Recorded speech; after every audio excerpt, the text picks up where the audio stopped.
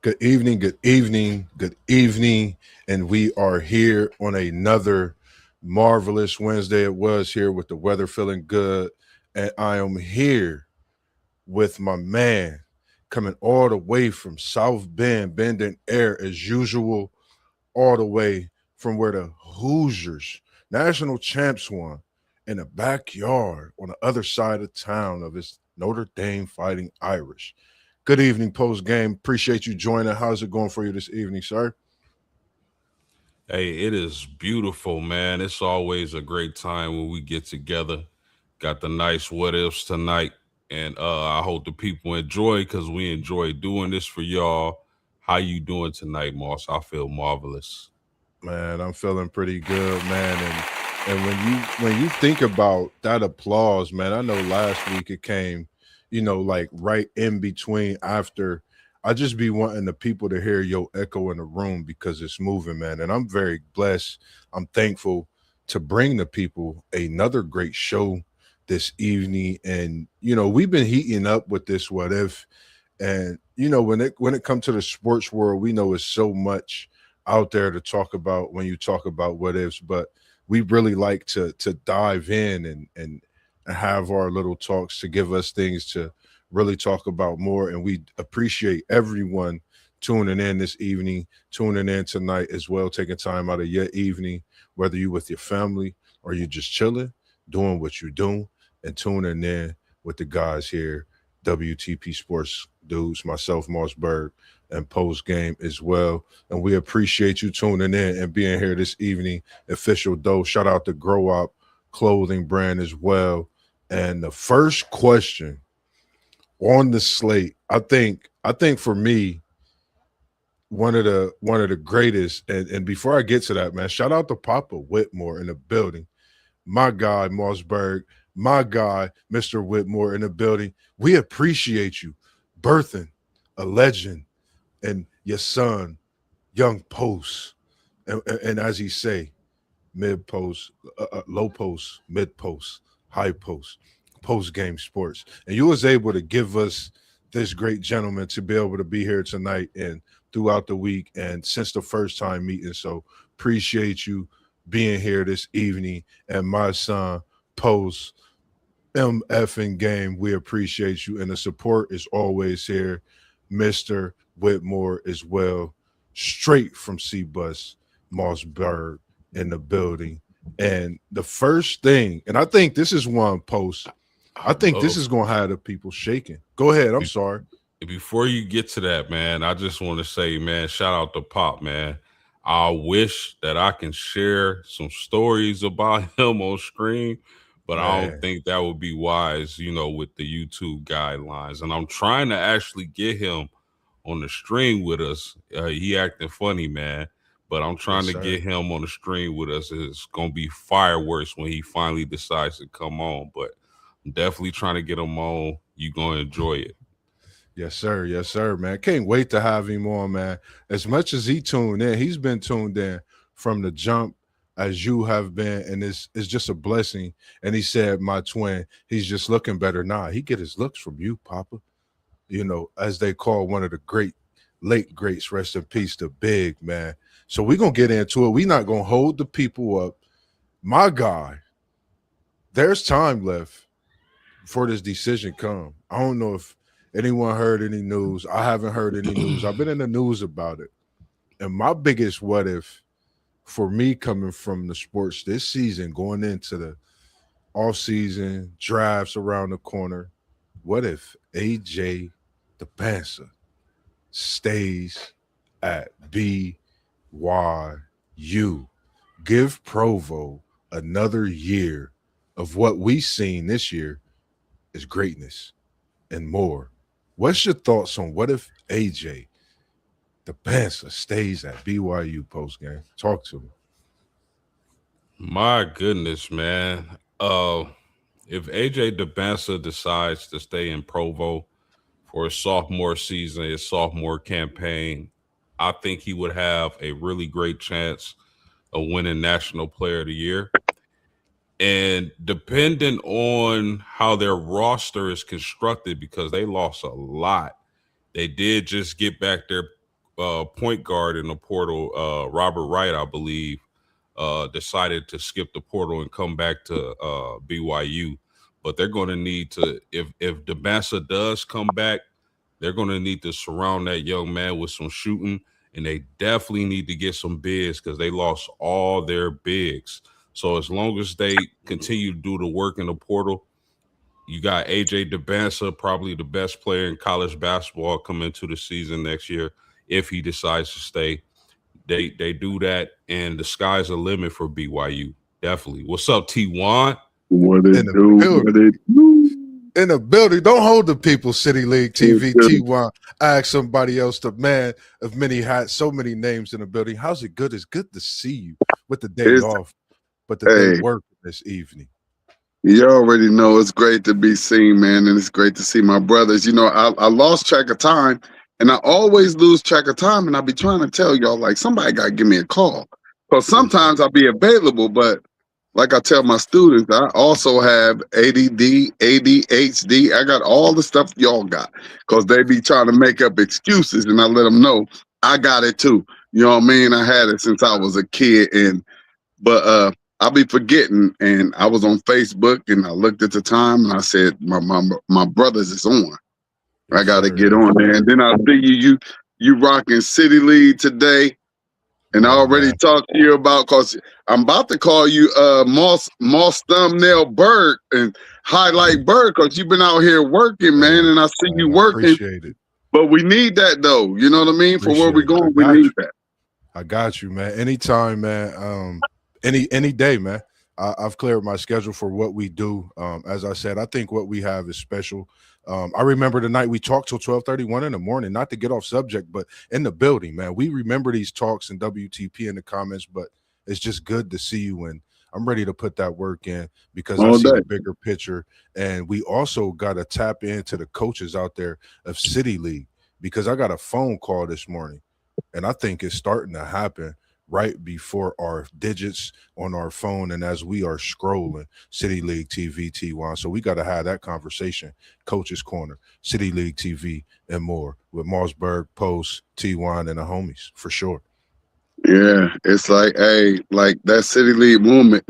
It is really, really taking off. You know what I mean? And you Yes, know, sir. I've been out, trying to find editors and, trying to find somebody to come in, and I haven't met that person. And I guess it's cause it's supposed to stay in house. So, you know, I just moved the way God moved, and I've been seeing you work, Moss. And Appreciate it. like I said in the text, man, like the podcast gonna get started before the football season, and we're gonna get out there during the football season and get to every team and Sure. talk to every coach and get ready to lay this hammer down like it's got set up to be and do. So we just moving and grooving and moving along, and it's all gonna pop. Good to Yes, see sir. y'all though. Yes, sir. Let's go. For sure. Where For where sure. where y'all was at? We talking about AJ Dabansa, and it's what if. It's part 4. And we've been talking about some good stuff. Why not talk about what if AJ Dabansa stays at BYU? I think we cooking with fish grease because we know his pops, as we see Mr. Whitmore in the conversation in the chat. We know what parents do and how they are about athletes and their well-being and education. And we see he have a great upbringing, and that's been a talk, his education being first over his basketball career. Not to mention BYU has one mega star coming in as well. After they just got BYU AJ Dabansa #1, they have a #6 coming in this coming year as well. They have money. That's because they have money. If you want to talk about what they have money, and apparently they're ready to spend it. And one thing that I've been talking about since they started this NIL thing was, why rush off to the NBA or the NFL or whatever or whatnot? Why rush off? Enjoy your life as a teenager and going into your early 20s. Enjoy your life. They're giving you a bag, get your degree, and then go off and do whatever it is you're supposed to be doing. But get you an insurance policy just in case you get hurt.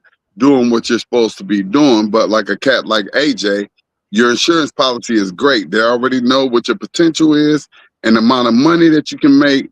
So I really wish that these young men and women, well, the women can't go, but I wish these young men would stop going with eligibility left when they're allowed to make money. Make your money, get your degree, and then go. Enjoy these years because you'll never get them back.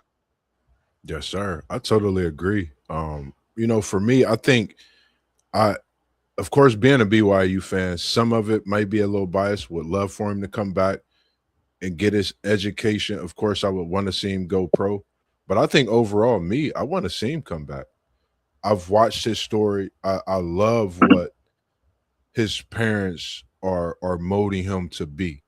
They're molding him to be that young man, like you speak on T1 City League. And I think that's something. I think if we have, like you say, and we've talked about that athlete that stays 4 years or be loyal to a university after they put so much into them, that could be something special building, and we never know what that could start in the years to come. We could wait and see athletes develop for the better version of them after those few years instead of going through that turmoil early in their career.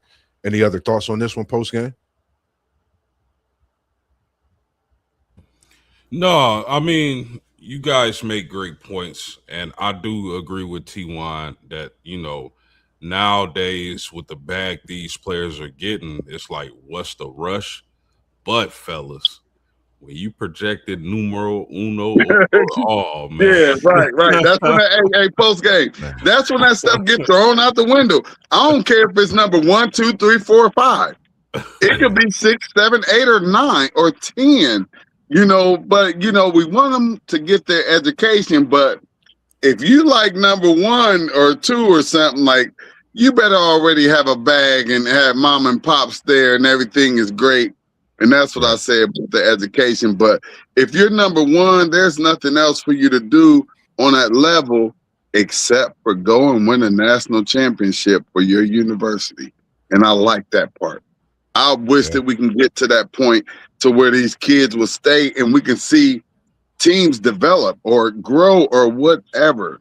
Right now, it's all microwave teams who can put the best team together with the most amount of money, and that's who's going to win. Yeah, agree. And it's good to see WTP Sports dudes in here. The man that put us all together, he said AJ would be making. That's Rob, Mr. Brown, for y'all that don't know. Yes, sir. Yes, sir. And man, it's just something because we know how special he is, and when we heard that talk going around, it's like we got to talk about it. We got to, go to it and tap in a little bit. That's just me. The next one we got, we're gonna switch it over. And before I talk about this boxing, I want to shout out Linnell Walton, straight out of Columbus, straight here out of our city, man. Rest in peace to his pops, man, from the hood, and that is WTP, man. His son is one of the greatest in the world. That young man is on his way to something special. City League, I'm going to need you next week if I'm able to get this interview set up live with Coach Vonson, trying to get the homies all right at where it started at Lula Pearl, getting some of the training from some of the greats. And Coach Johnson, even Buster Douglas being there with the young fella. It's just good to see his career excelling. Somebody from our own backyard, their son being able to hold that torch and be a great at what he do. But we tapping in to another great. Let me know. I got you. Another great and another legend. And I watched many stories on this, and I thought, why not talk about it? What if we didn't get robbed of Ali's prime? And post game came to me with this one. And, I watched the story so many times, and I was like, we got to talk about it. I think it's the best thing since sliced bread to talk about it. I haven't really heard it talked about much myself. But what do you guys think? And I'm going to start with you, T1. What if we didn't get robbed of Ali's prime? We would have just saw some more greatness, man. Ali was like one of the first, just one of the greatest sports entertainers of all time.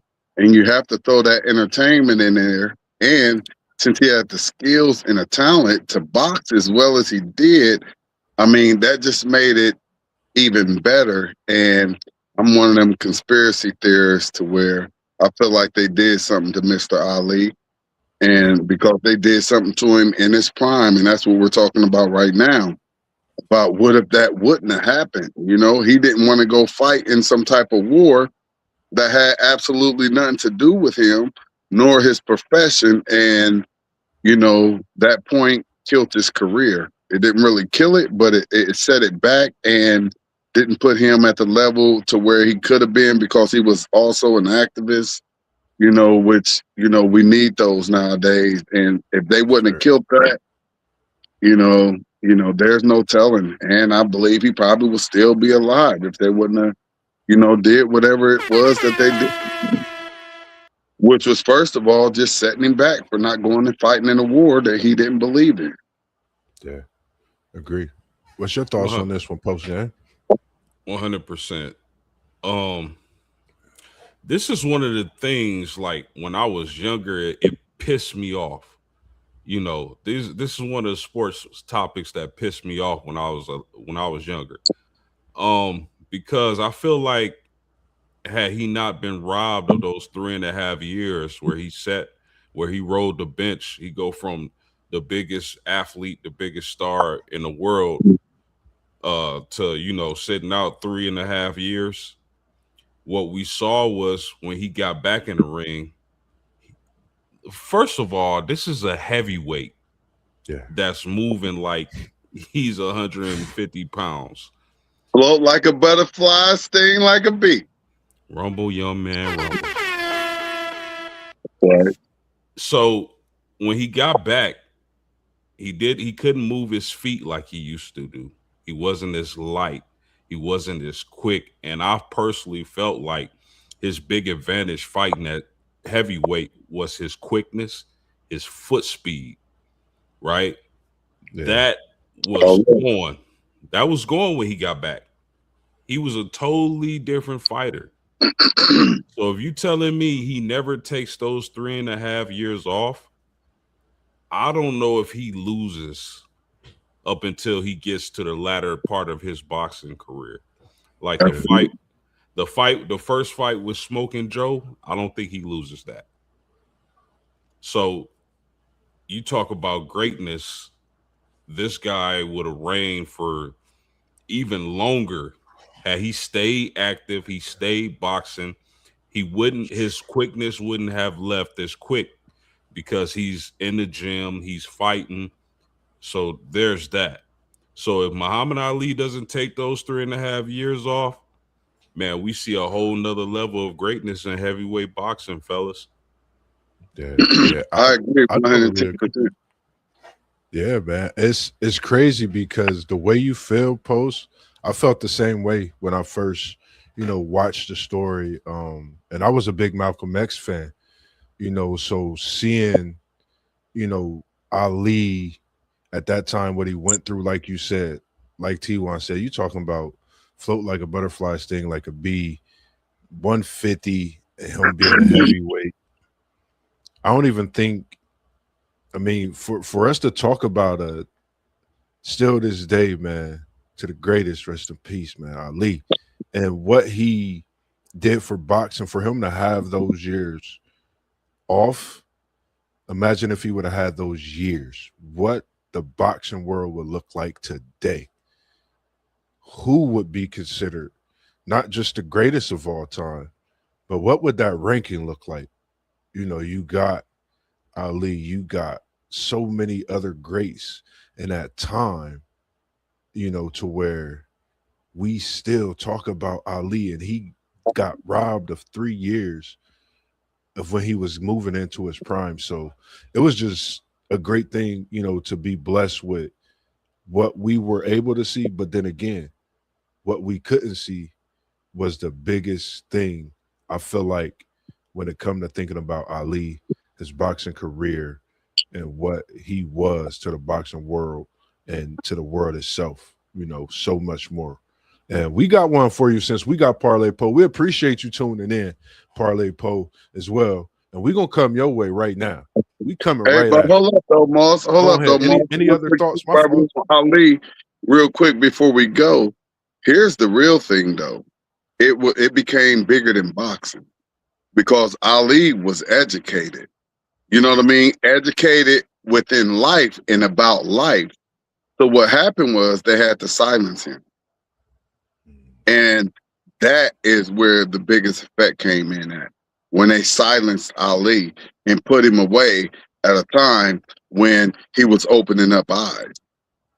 So that's the biggest thing that happened with Ali. And that's why, I don't like how it the end part of his life was, because me personally, I trust pretty much no one in America now. You know what I mean? And I just feel like that something was done to that man at a time in his life where he was most powerful, and it affected the rest of his life and his career. Rest in peace to the Muhammad Ali. Man, yes, sir. Yes, sir. Any closing thoughts on this one, real quick, before we go to the next one? Yeah, Go ahead. I know a lot of people, like, if whoever's watching this, like, if you're not huge on boxing, like, it's not normal for a heavyweight to have the type of speed that Muhammad Ali, rest his soul, had. That's why him sitting out those years and losing that speed changed him as a fighter so much. So, I mean, for you to be that big, have that size, and have the speed like that, that's devastating. Yeah, Yeah. that's a great point post game. Because he was just to be that big and be able to float like a butterfly, but sting like a bee. I mean, wow. Ali. Rumble, young man, rumble. That boy, He was I don't, fast. Like you said, post. man, That was a good point, because I mean, just his hand speed and his footwork was immaculate. man. It's like, I bet fighters really was watching his feet work and getting their head knocked off because they didn't know what to do. Sometimes I bet you a couple fighters could probably admit, like, yeah, I was watching his feet and got my head knocked off. It was just special to see, you know, what I was able to see, you know, but I could only imagine for those who seen him, man, like how special that was. Like, just watching boxing and watching a man like that, family night together. So, man, shout out to those, man. And shout out to the great, like you said, T1. And it's good to see brother been tuning in all week for the past few weeks for a while with us now. Anthony Manzano, it's good to see you in here with us as well. And WTP said Ali is still the greatest. And Anthony Manzano, he said, why is it that people underrate how great of a boxer George Foreman was? Because it seems like people assume he was just a trash boxer in terms of his defense. George Foreman was cold, so that would only come from somebody who didn't know nothing about boxing. George Foreman was the truth, and he just came with that power, like the Yes, power sir. that you like some type of a character or Jolly Green Giant or something. Like when I first saw him, I just saw straight power and strength. So anybody that doesn't give Foreman respect, they just never really watch boxing. Yeah. I agree. Any thoughts on this one, Post? We cooking up right now. Appreciate the comment, Mr. Manzano. Good to see you win again as well. Listen, I can't speak for other people, but I just know, like, for myself, and I know T1 just hit on this. Like, he was ferocious. Okay, Man, he was ferocious, a man. monster. I don't think anybody would want to stand there and exchange blows. At least anybody I know would exchange blows with a prime George Foreman, even in the latter stages of his career. You know, him being so old and winning a championship. But Yeah, I mean, that dude was a devastating puncher. I think he's one of the greatest heavyweights ever. yeah. I don't I I agree. don't I don't underrate him at all. Great post game. Yeah, I What's that? totally agree. Oh, he Go said he ahead, with T. it. Yeah. I totally agree with you, Mr. Mazzano, because I don't know why people would think that Foreman is not good in any way. He was a guy I watched. I think, it was that fight with Riddick Bowe back in the day. I remember watching quite a few George Foreman fights, man. And when you talking about George Foreman, just think of seeing a guy that size, some say undersized and whatnot, slow, no defense.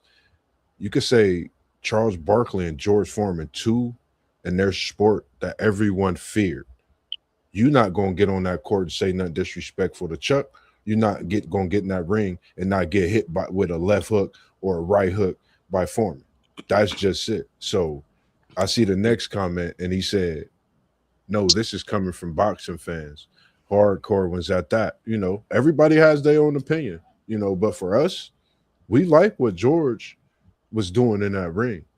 And don't forget, many that might say this definitely use that Foreman grill, made them some burgers in the summertime, even if the winter, if they get down like me and my family. But, that's topic for another day, man, that Foreman grill. Can't mention Foreman without the grill. Let me remind people, like when it was announced Ali and Foreman were going to fight, people were scared for Ali's life going Yeah. against George Foreman. Right. Yeah. Because he hit so hard. Like, I got Foreman, like, definitely for me, like we say, everybody have their own opinion.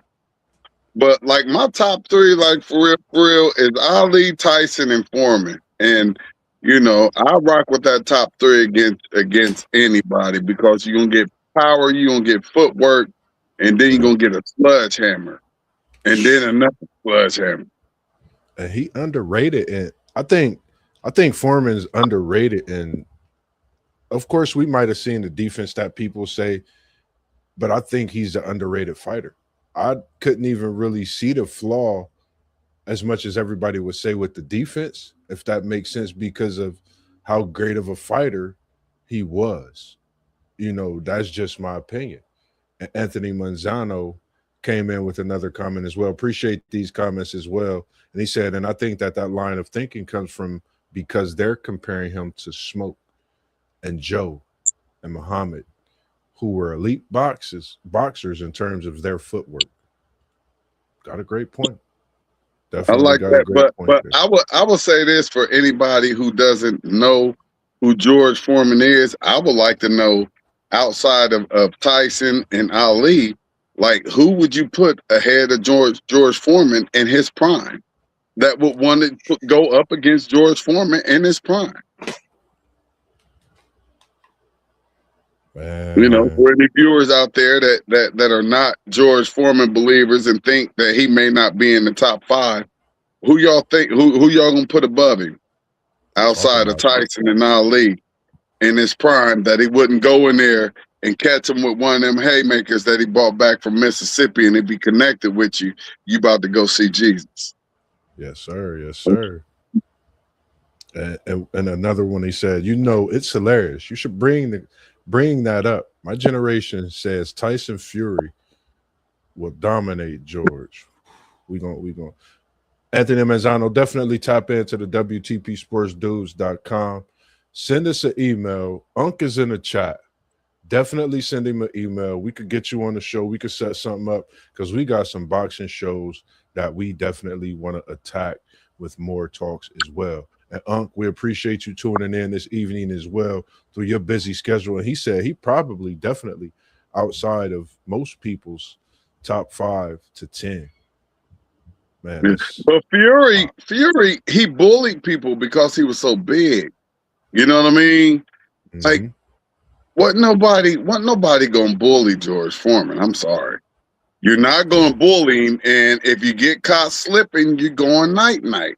And he knew how to play defense. He can get up in there and rock with you and cover himself. That's the part of boxing that people don't think about, is the defensive part. Like that gypsy genie, whatever they call him or whatnot, he's mainly offensive. You got to think about that defensive part of the game. And them old school cats knew how to cover themselves up and defend and wait and wait for that shot and lay you. And that's a great point. Let me add this too, man. Fury lacks punching power. Mm, Fury talk that lacks punching power, man. I think a talk. more comparable heavyweight would be maybe a Lennox Lewis. Lennox Lewis was bad. Yeah, he was bad, but I'm taking Prime George all day. Prime George gonna put Lennox down. Oh yeah, I'll take Prime George, but I think he would be a better. Lennox was cold though. He But would, I feel you. yeah, I get what you're saying completely. Because Lennox was a great heavyweight fighter, and Yeah, you can't yeah. put nothing past him. He was a great heavyweight fighter, regardless of who he went in there in the ring with. He was going to perform, and you was going to be happy with the outcome and his performance. So I'm rocking with that. I agree. I agree. And we appreciate everyone tuning in this evening, rocking with the guys here at WTP Sports Dudes, post game, MossBurgh, City League TV. And we see you in the building, Parlay Poe. And we're going to say rest in peace to one of the GOATs of your team, that Go Blue, that Michigan squad. And I was thinking about it. There's a lot of thoughts in the chat. What if Roy Tarpley? And I put the question mark because there's so many things, so many talks. I like respectively talking about someone, understanding, we have our opinions and things, but rest in peace to a great, in my opinion. I really looked at Tarpley, seen everything and looked at so much. I just say, man, I wish I would have been able to see him up close with my own eyes. And I think this is a great that will always be etched in Michigan history forever. What's y'all's thoughts on Roy Tarpley? And the thoughts and the talks was, what if he didn't have these issues with the drugs and things like that? So, I kind of leave that out the window. But what's your thoughts when we talk about Roy Tarpley, that great big man at Michigan? I just like to give big props to Tarpley and what he did for the game of basketball. Great player. Not an all-time great, but we know about him because we know his name because he went in and put in the work. So, RIP, condolences to the family and everything. And, appreciate everything that he gave to the game. Like everybody that go out there and play, they get their all. And that's one of the players that gave their all and they put in work and gave cats buckets. Yes, yes, yes. What's your thoughts on this one post game? yeah. I mean, I echo what he said, man. Rest in peace to him. This guy was a 6'11", what 230, 230-pound power forward. Did great things at the University of Michigan. Got a Big Ten championship. I believe he was Player of the Year. Double machine, man. Double machine, and just couldn't overcome the demons. To stay in the NBA and compete against the power forwards of that time. You think about a young Charles Barkley, a young Karl Malone. I think he would have been right there. First team All NBA rookie, or yeah, first team All rookie team. So I would imagine had he got himself together, and I wish he would have. He would have been right there with those guys. I agree. And, for me, I agree with what both of you said. The double machine, like you said, the big man and what he did at Michigan, T1. Because when I seen him, I was like, wow, you go from 5 points a game as a freshman, and at a senior, you averaging 20, rebounding off the charts. And like you said, Post, it's tough when you had different demons inside of you. And, well wishes to the family, because I'm not trying to say anything negative. We not trying to say anything negative. It's just good to see some of the great history that we actually blessed that, for me, I wasn't able to see.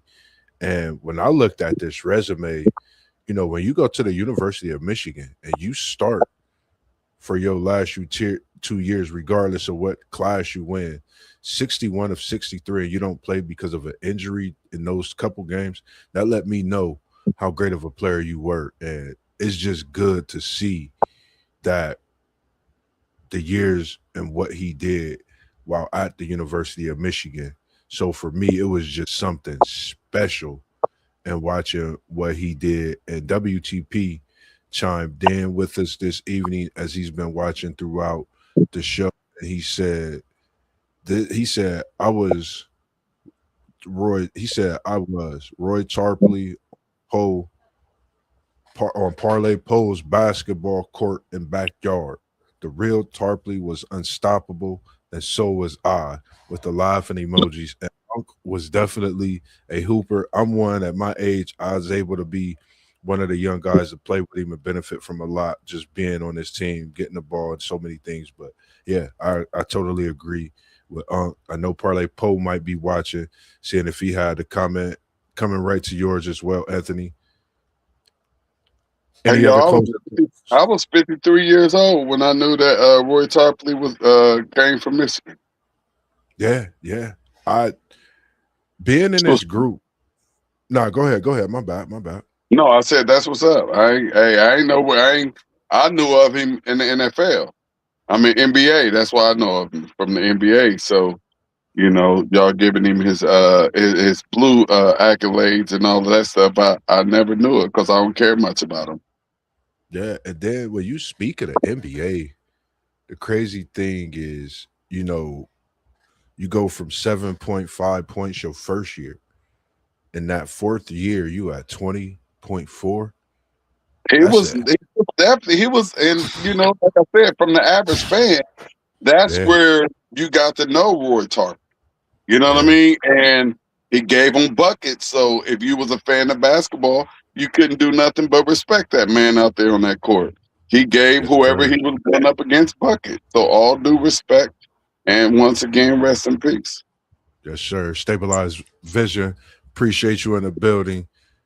Appreciate you in the building. That's nephew, part of the WTP, part of that Brown family as well, man. And it's good to see him and the work he do. Make sure you tap in to Stabilize Vision, man. That's Zyrone Brown, man. I go in, I watch so much craft that he do City League TV. It makes me want to get better at what I do. So I'm glad that he's in here, seeing what he do and his vision with Stable Eyes just give MossBurgh that continuous effort to know that he can continue to do what he's doing and be at a different level one day. As I've watched Stable Eyes grow from the concrete jungle and where he's at now, man. It's good to see you in here. And Mr. So, Mazzano, go ahead. Okay. Coming to Mr. Mazzano, he said another what if for me, and I seen the ones you had previously, and we going like I said, I want you to definitely tap in because what you dropping in here, Mr. Mazzano, like you did the other day, is some Jews, and I greatly appreciate those Jews you giving us in here as well because I want to set up a show with you, get a live interview talks like we said with Justin, Miami, and some other guys of that Miami Hurricane side as well. Another what if he said if Arvydas Sabonis had came into the NBA a lot sooner than he did. He was past it by the time he came in. I watched the story on Arvydas. He was supposed to come in about 3-4 years sooner and be pretty much changing the NBA at that time to where you really seen these big men from, Europe and different countries. I can't think of exactly where Arvydas Sabonis is right off the back. That's my boy's guy. But he was a special gem. Any thoughts on this one, fellas? I mean, he played in Portland, right? Yes, sir. I mean, I don't feel like he came in too late or nothing. When he came in, he put in work. I would have to give him the same respect that I just gave Roy. Sabonis came in and put work in the NBA, and that Portland team was pretty good all the years that he was there. They just wasn't able to get up over that hump. So I got big props for Sabonis. I give Sabonis big props as well. But had Arvidas came into the NBA earlier, when he got to the How NBA, earlier? What do y'all mean earlier? I thought it came in and put in work and everything was fine. What do y'all mean by earlier? he did come in and put in work, T1. You absolutely right. He put in Yeah. work. But I'm saying, had he got in there 5 years earlier while he was still in his prime, Shaq dominated Arvidas. Had that Yeah. been 5 years earlier, I think, of course, Shaq gonna get his. But Arvidas would have made that matchup very interesting. And I'll say this: if you think Jokic is a great passer, which he Man. is, I think Arvidas was a better passer. Sabonis was he was all around cold. But I'm a little confused with it's not really an argument. We're just having a discussion about if he came in 5 years earlier, because if he did come in 5 years earlier, he may not have been mature to the point to where he was when he was at that fifth year when he came to the NBA, because the NBA is it's a different game. So, and then with him coming in and dominating like that, I just will have to say that, we all gonna say you never know, because he may have came in too early and wasn't able to develop more and get past the ceiling where he was at. So just from what I saw, I thought he came in probably at the perfect time for him and his development and what he was able to do on that court, because he still played double-digit years in the NBA, correct? Well, sure, he put over 10, and that Portland team was great because of him. So if what if he would have came in a little early, and it would have stunted his development and where he was able to be and have that longevity in the NBA. So that's just where me. I don't always like going against the grain, but I ain't got no problem with it. You understand what I'm saying? Post game, but 100%. you 100%. know. No. I mean, the thing is though, when he got to the league, he was already 30, going on 31. He had lost. If you remember, his knees were always wrapped up. He couldn't move like he was moving years before overseas. That's what I'm saying. The difference would be like he could actually move back then. About time he got to the NBA, he had lost a lot of that athleticism. And he could have lost that quicker if he came to the NBA 5 years sooner, at the age of 25, and got beat up a little bit, something that he wasn't used to when he was over there overseas. And you never know. That's why I say I think he had a great career and came in when he was supposed to come in, because it may not have been as successful if he'd have came in a little earlier, although he would have been much more talented. Yeah, I agree. I like that one, and it was Great. just I like that one too. definitely, man. And we gonna keep it cooking, man. We got some good ones up here, and I was trying to throw one in for everybody. I don't think I got yours in on the chat, T1. I'm glad you were here, because you might be able to cook with some fish grease for a couple minutes on this one, because I'm gonna come at you with one here in a few. But I'm coming at WTP Sports Dudes. What if Colt McCoy didn't get hurt in 2009? Texas versus Alabama. Look at you, Unc. I know you ready to cook with fish grease on this one, because y'all got them horns here in some months. Y'all already prepping over there at the shoot for it. I hope you ain't fall asleep on this talk about these horns. I'm asleep. What's your I don't know what happened, but I'm asleep. I don't know what just happened. Colt McCoy, Texas, 2020, 2026. I don't know what just happened right now. I think we just got I don't know what just happened to our podcast right now. It's some more into this one, because for me, it's been some Hold on, time out. changing. We said, what if Colt McCoy? Like that's where we got to get together. And right here, I'm throwing that question up out of here. That question ain't hitting this podcast. You know why it's going to hit this podcast? Because it's Moss B. And this literally changed Texas and their program. You got to think, when Texas lost this game, who got their first national championship? Saban. What did Saban do after this over at Alabama? Build a dynasty. What did Texas go through? Losing seasons. Talk to me post game. What's your thoughts on this one? I think they would have defeated Alabama in the national championship game. It would have been a close game, but I think ultimately Colt McCoy and the Longhorns would have prevailed. And our man Rob of WTP Sports Dudes probably would have did a few backflips, jumped through the roof. Would have had to get roof repairs because he jumping like Jordan because Texas won the chip that season. But it would have changed a lot of things. Maybe Saban doesn't get that momentum he needs to have the crazy recruiting classes moving forward. Maybe it takes a little more time to develop that dynasty in Alabama. So it would have changed a lot of things. That Texas team has some players on it, man. I believe that's the team with Earl Thomas, right, Moss? Y'all Yes, remember? sir. Yes, Yeah, I sir. think Earl I Thomas. personally think, and then for him to go out so early in the game, I believe it would have been a back and forth close game.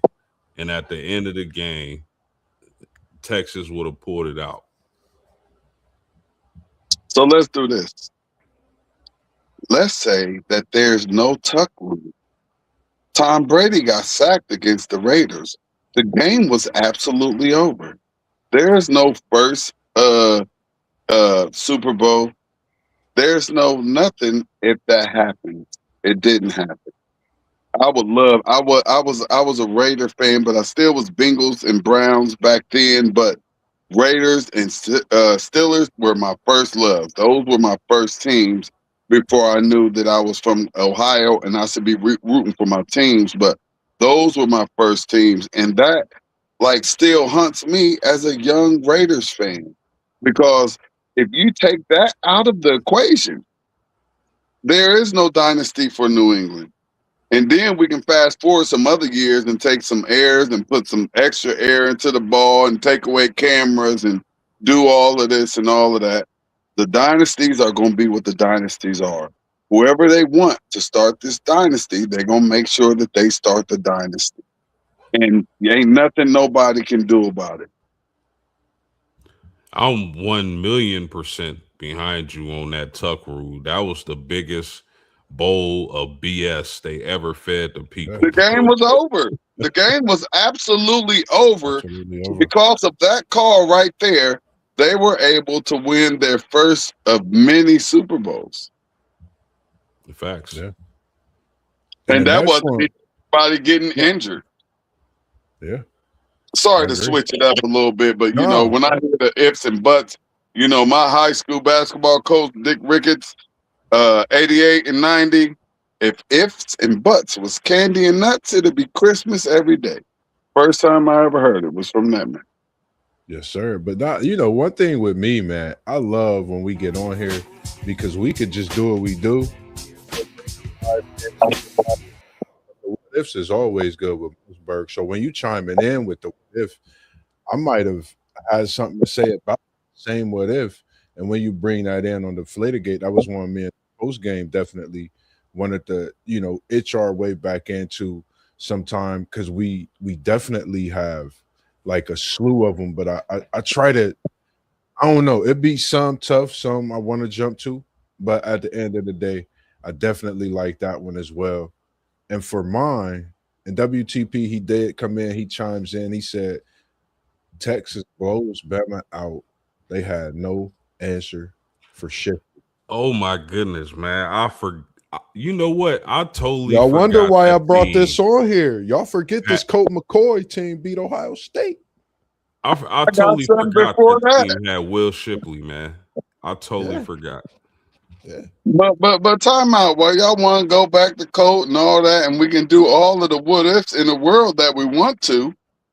So everybody want to forget just a few years ago, there was a play that happened in the end zone in that Ohio State and Georgia game when it was clearly a personal foul, and that defensive player from Georgia should have been thrown out the game, and Ohio State would have had the ball at about the 1 yard line. Like, we don't want to talk about no ifs and ands and buts where that was supposed to be Ryan Day's first national championship. Y'all better stop it. And everybody watched the game. Everybody saw Jeremiah Smith get absolutely clobbered in a defensive position. The commentator said, yep, he's out of there. It's going down. But since the almighty ones of the sports world said we're not going to do it, and this wasn't even an injury, and y'all going to bring an injury in front of Mr. Columbus, Mr. Buckeye, Mr. OH to the I to the Izzo, and y'all want to talk about some Texas dude that was hurt? And we got our player knocked out the game. And if you do that, we up like 24 points, and there's absolutely no way for you to come back. Y'all better stop it. Don't start with me. I've been chilling. We've been talking about boxing. We've been chilling. We've been talking about BYU. So we've been chilling. And y'all don't get me started, man. When it comes to this Texas and Colt McCoy, listen to me real quick. They not only was 16-21 after this, they're just now getting their feet back under a whole new head coach, Sark. This is years later. This is over 15 years later that a team is just now getting themselves back in position. You know, Charlie Strong couldn't do it. Nothing against the people they brought in, but you seen the domino effect. Like you said, Saban went and built a dynasty during that time. So you got to think when you play Alabama, they're going to add its smoke. Who built it, or did they build it?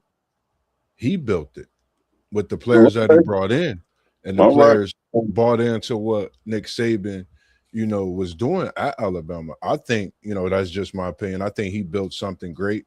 It was already what it was before he got there. He watched and learned so much. So that's what I would say with that one for myself. Outside of that, I do have one for you, T1, but I'm gonna wait for a minute. I'm gonna wait for 1 minute, and I'm gonna go to one. I'm a little heated right now, and I'm ready to get excited.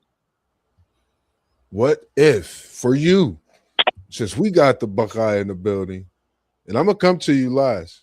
What if Ohio State played Michigan in the COVID season? It's been on my mind. You know, I thought about it a lot. You know, I know we've talked about it. What if Ohio State played Michigan in the COVID season? It was talks they didn't have enough players, all these other things. What if they played them? There's a reason why Michigan didn't want to play, and it is what it is. And that's enough for real people to know and understand what really happened. Michigan said, "No, we're not going to do this," and that's what happened. And we didn't get to play the game. What's your thoughts on this one, folks? Just throwing that one in there real quick. Man, what if Ohio State and Michigan played that year? And mind you, Ryan Day said he was going to hang 100 on her hairball. Oh, hairball. Because they was going. Hey, look, they was going to go. And look, it was like the beef was real, and he was like, "I'm gonna hang 100," and they bowed out like, "Nah, we sick." The dog ate our playbook. Unheard of. Ohio State, Michigan. I don't care if you got 11 walk-ons out there. You play that game. Stop playing around, man. Well, there you go.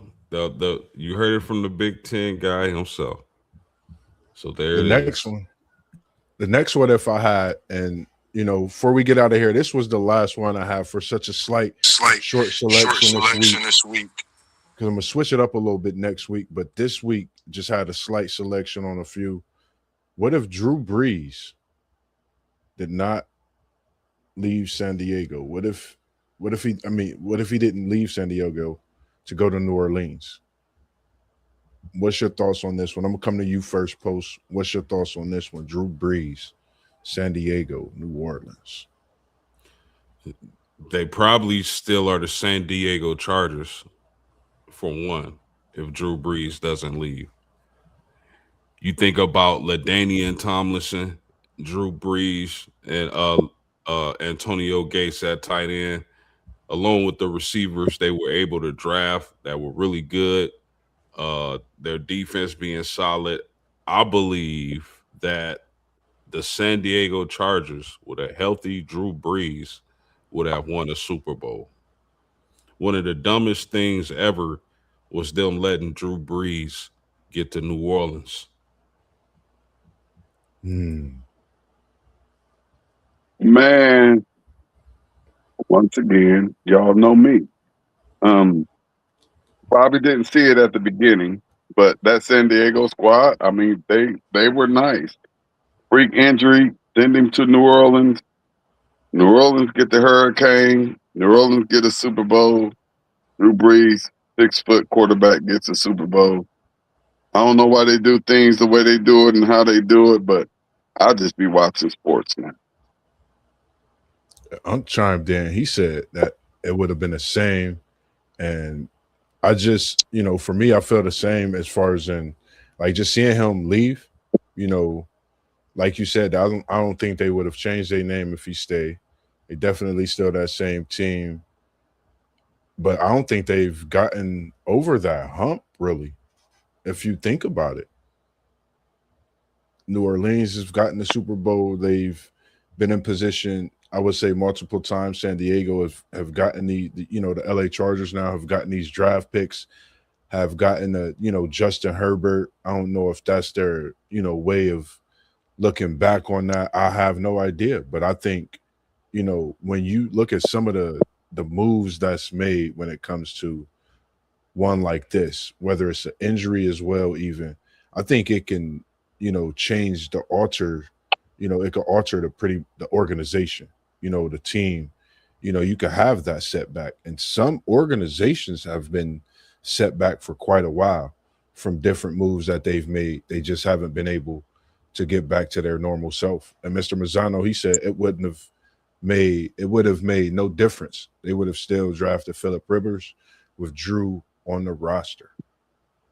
But that's what I was thinking. Like even when Drew left, they had Rivers come in, and they were still a functioning team. They wasn't a bottom dweller or anything like that. The Chargers were still a functioning team that was making it to the playoffs. And for real, at the end of the day, that's all the owners care about. They want to make that money. They want to make it to the playoffs, and I believe they know who winning the Super Bowl. So Anthony, my man, you telling me if Drew Brees was healthy, they would have still been in position to draft Philip Rivers? No, absolutely not.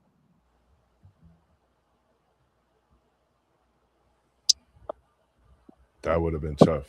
I don't think that would have been any way, for them to make that drive at that point. And you could go ahead. We got Mr. Manzano. He said he got a what if for you for Ohio State, T1. We just waiting for him to get that what if real quick. But as you Come on with getting it. that in, we definitely appreciate everyone tuning in. My shout out to you guys, man. I Absolutely. appreciate y'all coming in, man, this evening.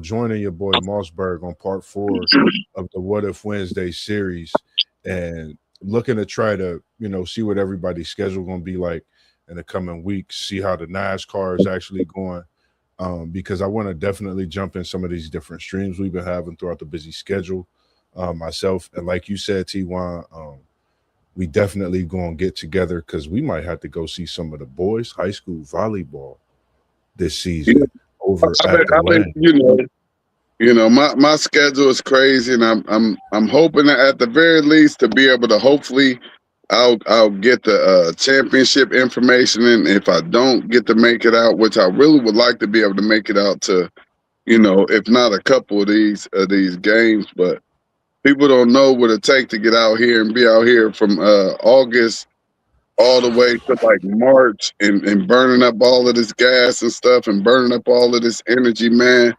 Hey, that took a whole lot up out of me, man.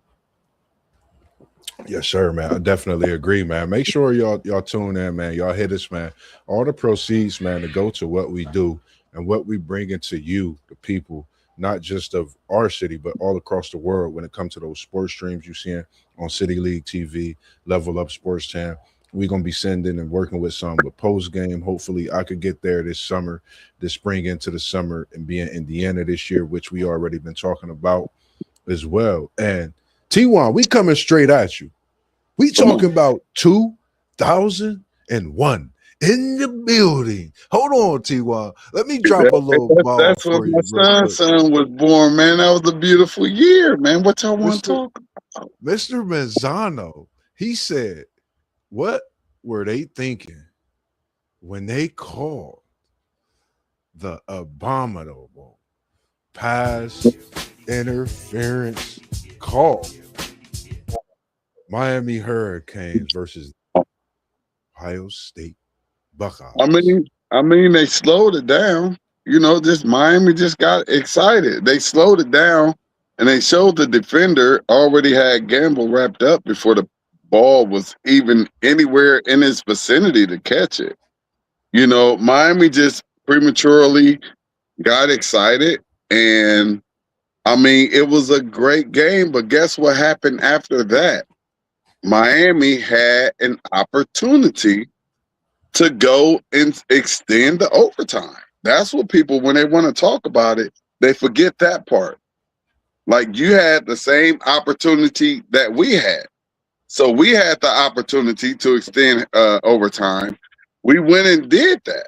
You know what I mean? And then they gave them the opportunity to extend it in overtime, and they wasn't able to do it. Our defense stood tall, and there was nothing that they could do.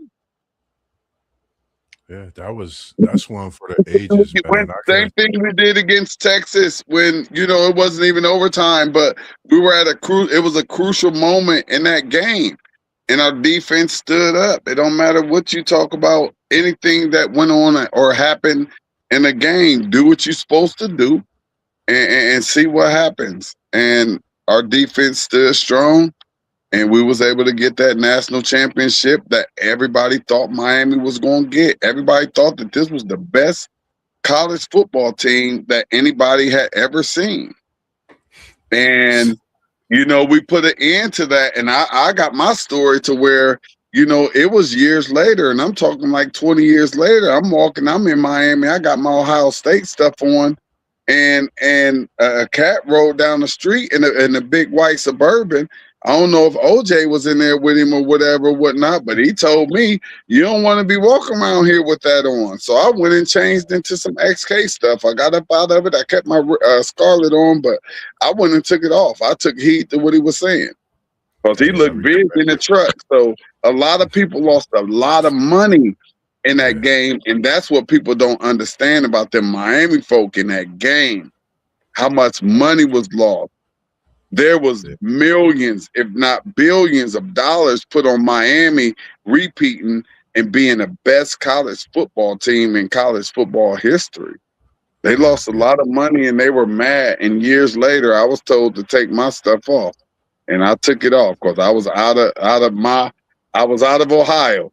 I was in enemy territory. I went straight back to my Airbnb. I took it off, put me on some XK stuff, and went on about my business. They And they we got ask you they ask you to respect it or check it with T1. Hey, listen here. I ain't had no problems with it. I ain't had not one problem with it. And like I told you, dude, look, just the way the dude said it, and how he looked. It looked like everything was going in slow motion. You know what I mean? He driving down the street, dog. I'm walking. Me and my the current wife or girlfriend, whatever you want to call her, we walking down the street about to go get something to eat, and dude just like, yo, I don't know if you know where you at, but you might want to take that off. And I did not take more than 3 seconds to turn around and say, hey babe, let's go back to this room. Let me get on up out of here, because I know they lost a lot of money with that. They lost so much money, it's not even funny, man. They're still sick to it to this day. And that win that they just got this year wasn't enough to soothe them, but it was enough to allow them to talk some smack and say we beat Ohio State. Yes, sir. Yes, sir. Anthony Mazzano, we see all the comments coming in. And like I said, man, the ones that you got, I'm actually in the works of making a what if, and I'm going with the what if injury, with the injury series of some of the injuries we had, because I know I've been mixing it up throughout the shows with different sports throughout the what if series this past 3-4 weeks now. And I definitely want to go into respecting those with the injuries, giving it a little feel before we go into that show, because we know some of those injuries derail people's careers. We know some of them are no longer with us. So just want to respect that show wholeheartedly, and how we go into handling and talking about that show. Outside of that, did anyone have anything else that they had to say before we get out of here this evening?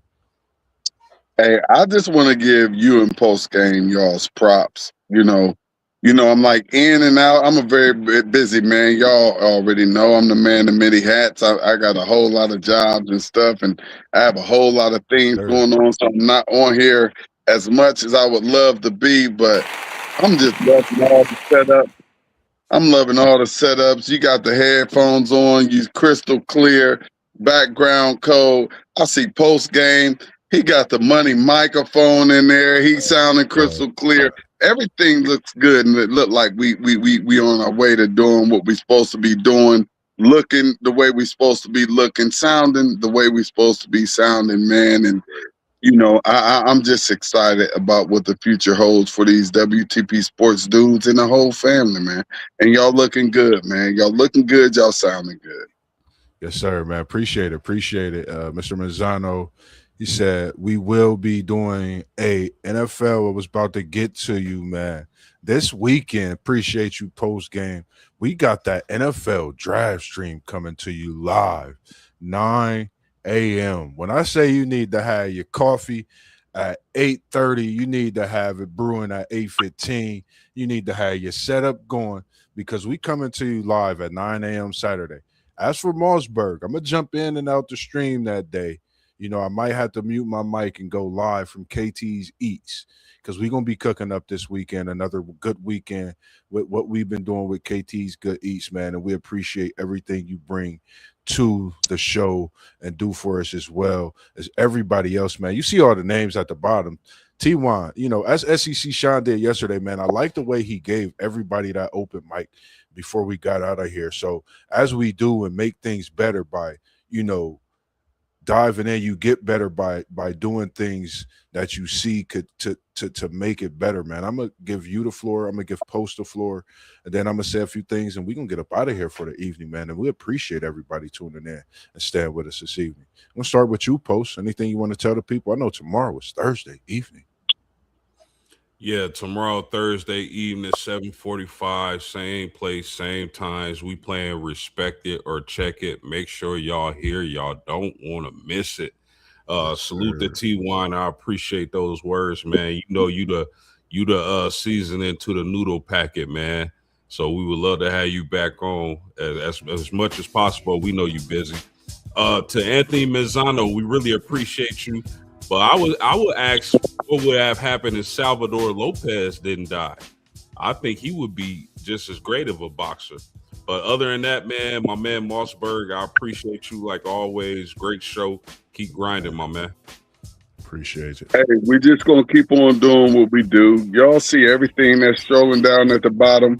And I don't know why they ain't fixed it yet, but City League TV is also on YouTube, just like all of our other platforms. But we're not so much concerned with that just yet. But we will be getting this thing kicked off before the start of the new school year with bigger and better live action highlight clips, stats, and all of them great things, man. So just follow everybody down there at the bottom and continue to support us and show us love. Yes, sir, man. As he said, man, appreciate the words, man. It's like I said, man, it's a blessing, man. You come into the room with people and things happen, and I feel we're gonna be shaking so many rooms in the years to come, man, as we already do when we get on here and do what we do best, something that, we felt and found the love, having talking our sports amongst each other. And for all those coaches out there in the City League, if you've came across City League TV, tap in with him. We trying to get a coach's corner talk. Coach Jones from International, I appreciate you tapping that line this morning. My God. And we're gonna definitely, yes, sir, we're gonna definitely get it situated. And I can't do it without you, City League. I can't do this show without you, because as much veteran that you bring to the building, as many games have you already been to, the coaches know who you are. Some know who Moss is. Yeah, we're gonna get it. It's gonna go down. Man. Definitely. And we appreciate the busyness, man. Definitely, man. And we appreciate how busy you've been out there. And as you always do, man, you taking us out this evening. Make sure y'all tune in tomorrow night. Check it or respect it. Y'all know the deal. WTP Sports Dudes. We was in the building. Now we up out of here, y'all. Peace out. We love y'all, and it ain't nothing you could do about it. Yes, sir.